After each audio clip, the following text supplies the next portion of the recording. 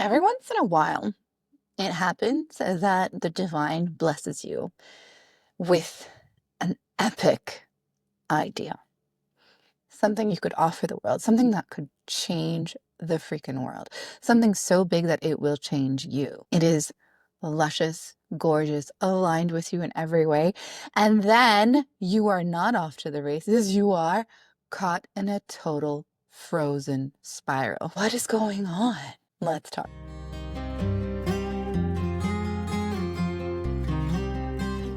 This is The Healer's Journey. I'm your host, Inge, and the block we are talking about today is when you are holding a creation so tightly, you're so precious about it, you are tinkering with it, you are working with it, that it actually is dead on arrival and it never sees the light of day. Said simply, you care too much about what you're creating. So, I have an example for this, something where it's happening in real time, and I swear to you, yesterday I had the most anxiety-filled, stress-filled, irritability-infused day I've had in so long. And it's partly because of this, also partly because sleep with two toddlers has been hard. I'm tired. But let me tell you, let me give you some context. All right, so I have led over 30 Reiki 1 journeys, and I place a lot of importance and insist on my students doing the 21-day Reiki journey within it. I've always structured my classes to offer accountability, walking alongside them. And so I've done this over 30 times, and I myself have completed it a whole 2 times.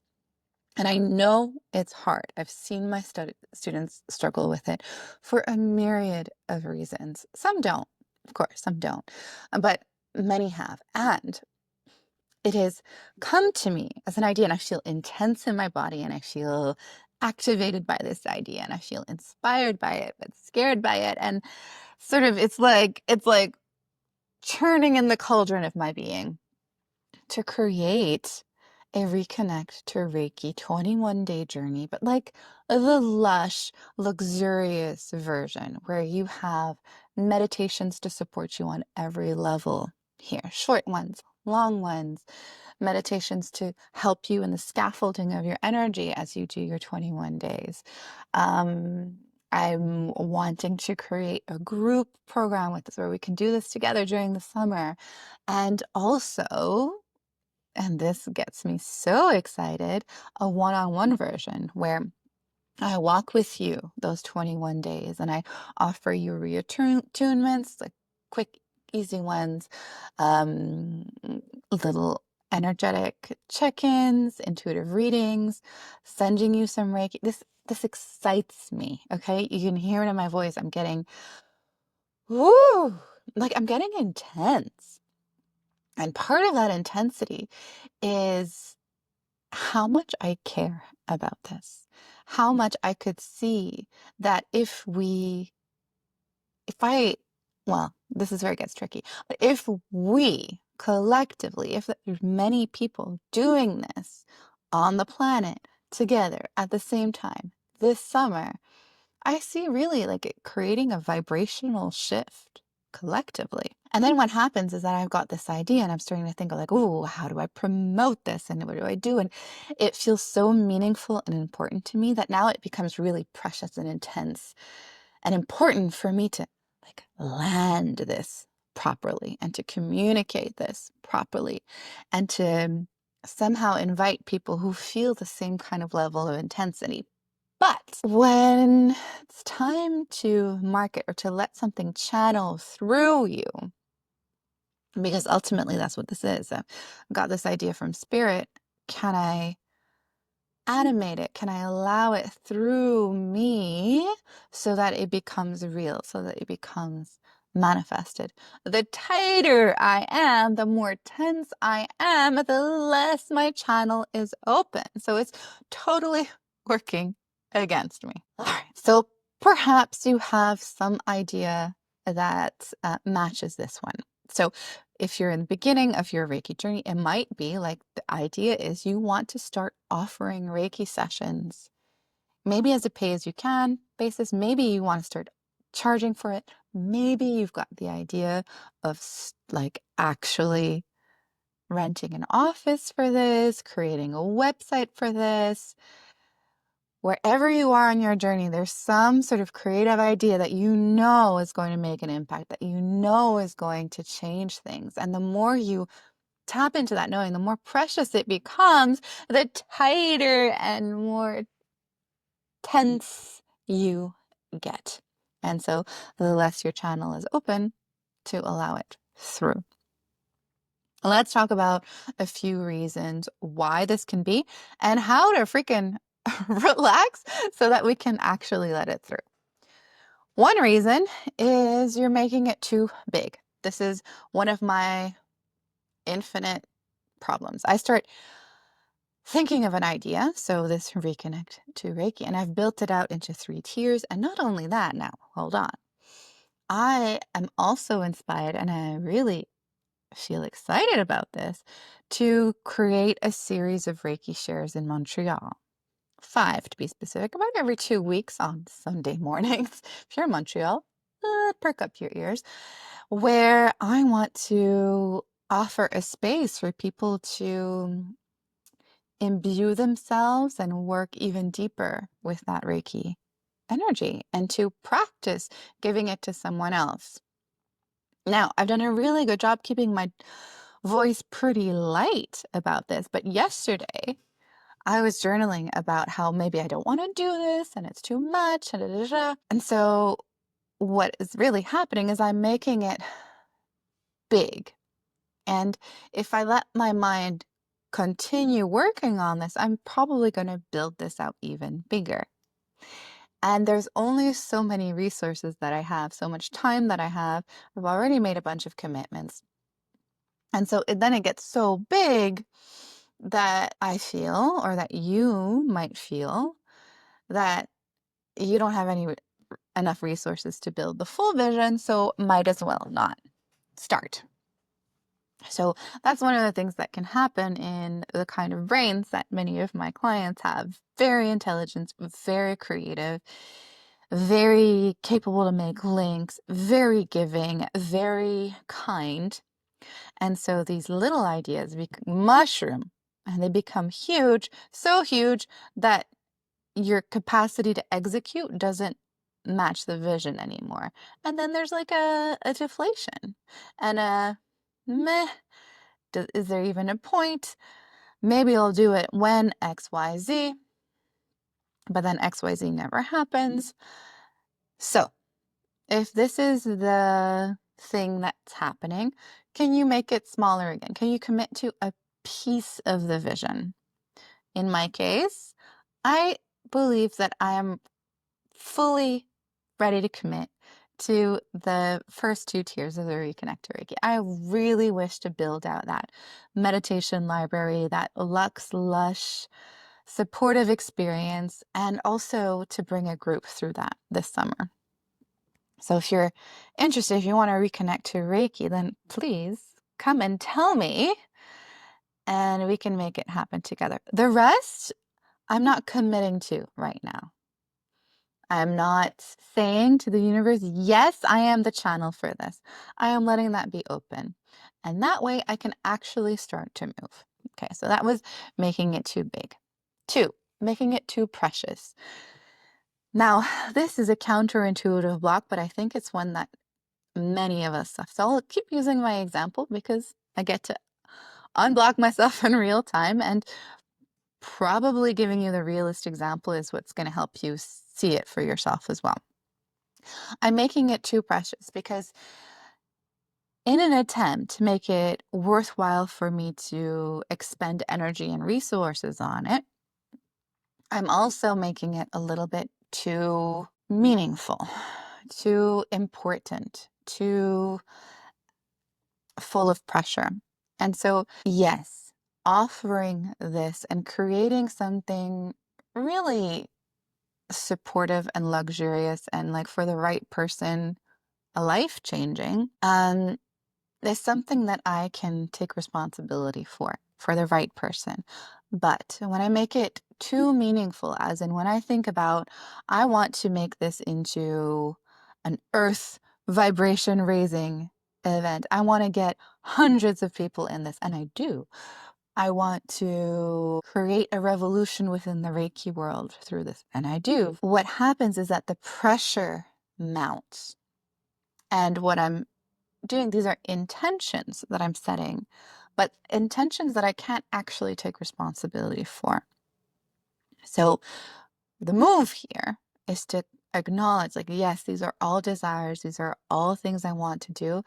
And then I must absolutely let go of the impact of my work. I must get clear on what it is I'm creating, who it's for, how to communicate it.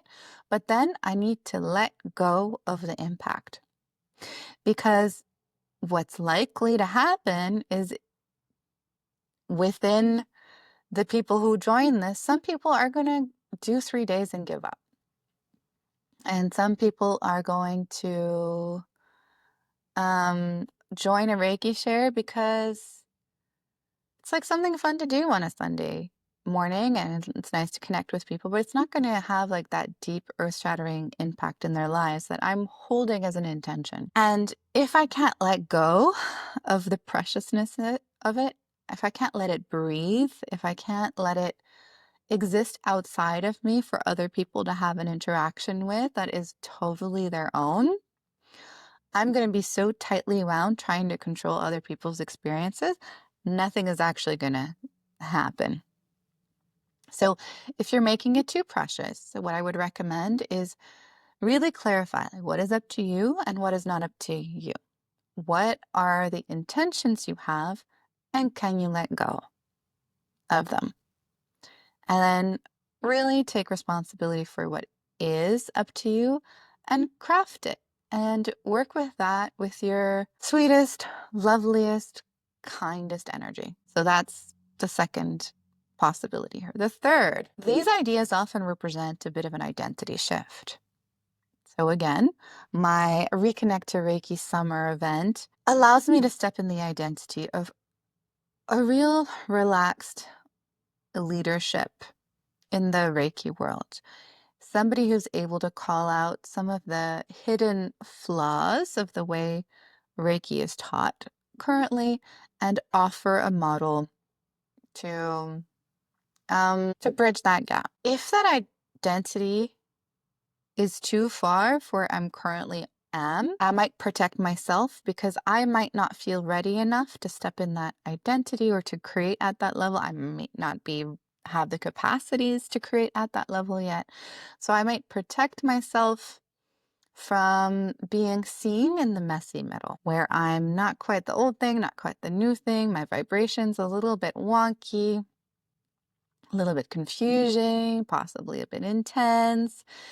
And because I'm, and you are, kind and very attuned to how other people receive us, we might stop the project completely for fear of transmitting that like wonky thing in the middle. So if that's the case, I think again, the solution might be scale it down, see what is like the next little identity level that you can step into.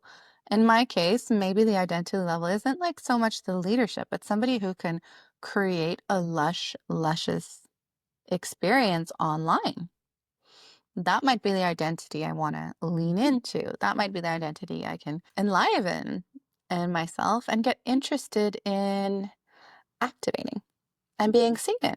And then letting go of anybody seeing me in that and not really caring about it. Trusting that that is like one of my baby steps into that leadership, what I actually want to be seen in. Now, the next block, underlying all of it, you might protect yourself from feeling foolish at your own intensity, at how much you care, and be rejected for not being register as rejection when others don't reciprocate it.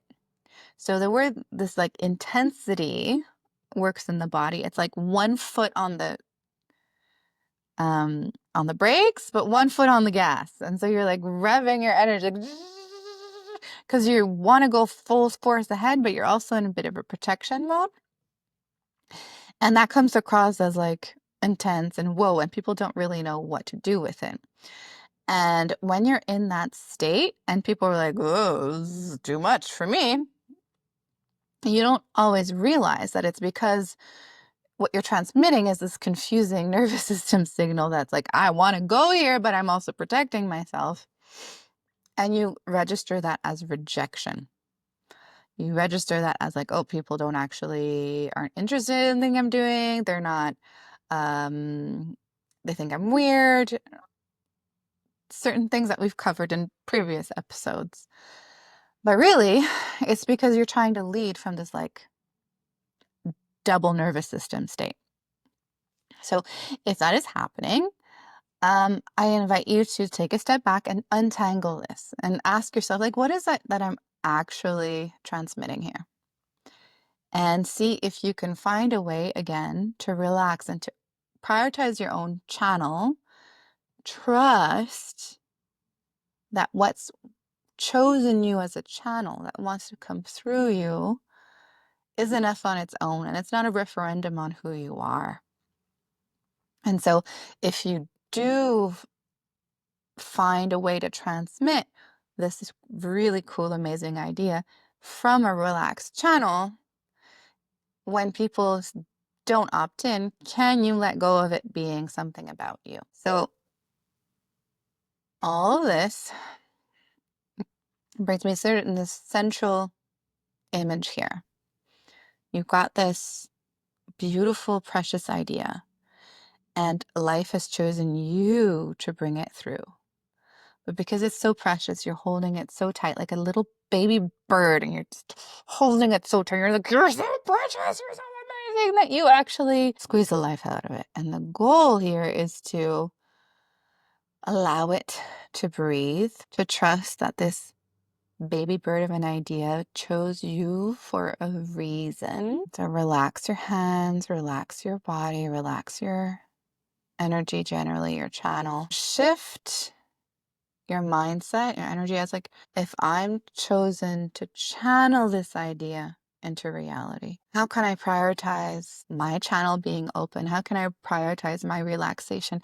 How much can I trust that this idea will have its own wings? How much can I trust that this idea will take off on its own? Yes, with my nurturing, yes, with my stewardship, yes, with my guidance, but not so much with my intensity. And I trust that me being a channel here is my priority. And then what can you do to allow that channel to remain open, to nurture these ideas, to allow them to come into reality in the way that they've chosen you for, in the way that's completely unique to you and also not attached to you. So together, these ideas are in fact really precious. But us holding them like that aren't doing them any favors, because we need to trust that if we think these ideas are precious, other people will too. The right people will too. And our job is to get the freaking hell out of the way and allow these ideas to meet the reality beyond us, to grow their own wings, and to fly. And I'll end with this. With Reiki, often we have these beautiful, tender moments, and it's valuable to us. But we don't have the right words yet. We don't know how to articulate it yet. And it's so valuable and precious. And it feels like it really matters that other people can experience it too and see it too. And because it's so tender for you, it feels really important that they experience the Reiki so that they can experience you. So that's something to uncouple at the beginning. To trust that the right people, if you share Reiki with the right people, they will have an experience with the Reiki. They will have a beautiful journey with it. And none of it has anything to do with you. You're simply a channel, a transmitter. And yes, once they have their journey, they might understand you a little bit better. And you know what? they might also have a completely different experience from you, and they might not understand you better or see you more at all. And so I invite you to see you to value your own experience for what it is, and to get out of your own way and sharing it.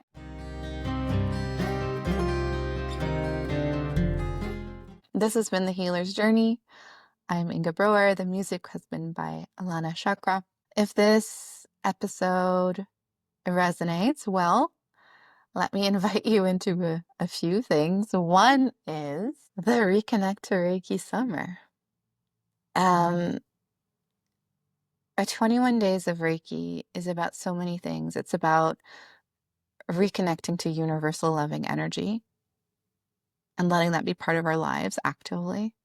It's about reaffirming ourselves as a channel. It's about receiving unconditional love in places where we've been tightening away from it. It's about giving ourselves a safe space to land for a while, have a season of healing. As I say these things, I feel myself tensing up a little bit because I care so much because of all the things I've delineated in this episode.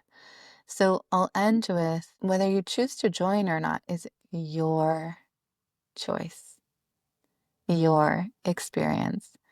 It would be a delight to do it with you.